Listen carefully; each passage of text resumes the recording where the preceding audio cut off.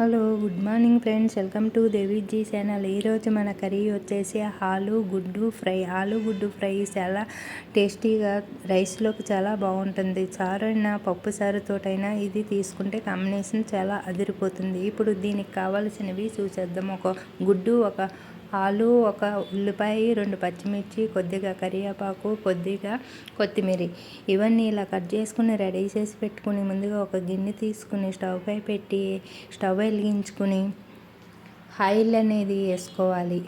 Oil వీటెక్కిన తర్వాత మనం cut చేసి పెట్టుకున్న పచ్చిమిర్చి, కరివేపాకుని, కొద్దిగా జీలకర్రని వేసి ఫ్రై చేసుకోవాలి. ఇది ఫ్రై అయిన తర్వాత కట్ చేసి పెట్టుకున్న ఆలు ముక్కలను కూడా వేసుకుని ఫ్రై చేసుకోవాలి. ఈ ఆలు ముక్కలు కలర్ చేంజ్ అయ్యే వరకు కలుపుకుంటూ ఫ్రై చేసుకోవాలి. ఇప్పుడు కట్ చేసి పెట్టుకున్న ఆనియన్స్ ముక్కలను కూడా వేసుకుని ఫ్రై చేసుకోవాలి. ఈ ఆనియన్స్ ముక్కలు ఫ్రై అవుతున్నప్పుడే కొద్దిగా సాల్ట్ని కూడా వేసుకోవాలి.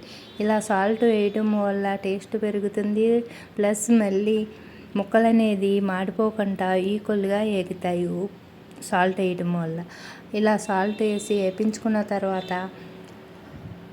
గుడ్డు అనేది వేసి వేపించేసుకోవాలి. గుడ్డు కూడా బాగా కలుపుకుంటూ వేపించుకోవాలి. ఎందుకంటే గిన్నెకి అనేది అతుక్కుపోతుంది కదా గుడ్డు, అలా అతుక్కోకుండా ఉండటానికి బాగా కలుపుకుంటూ వేపించుకోవాలి.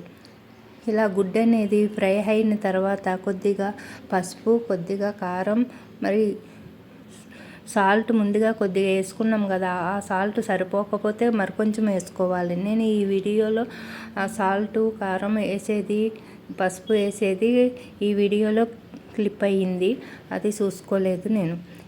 ఇప్పుడు ఇవన్నీ వేసుకుని ఫైనల్గా కొత్తిమీర వేసుకుని ఇలా గార్నిష్ చేసుకోవాలి. ఇది చాలా బాగుంటుంది ఫ్రెండ్స్, టేస్టీగా. మీరు ఈ వీడియో నచ్చితే మీకు ఒకసారి ట్రై చేసి చూడండి. అలాగే ఎలా వచ్చిందనేది కామెంట్ బాక్స్లో తెలపండి ఫ్రెండ్స్. అలాగే మన వీడియోని సపోర్ట్ చేస్తూ మీ సపోర్టు అందించడం వల్ల మాకు మరిన్ని వీడియోలు చేయడానికి అవకాశం ఉంటుంది.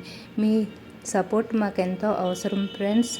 మీరు మీ సపోర్ట్ని మాకు అందిస్తారని ఆశిస్తున్నా. సబ్స్క్రిప్షన్ చేసుకోవడం మర్చిపోకండి ఫ్రెండ్స్.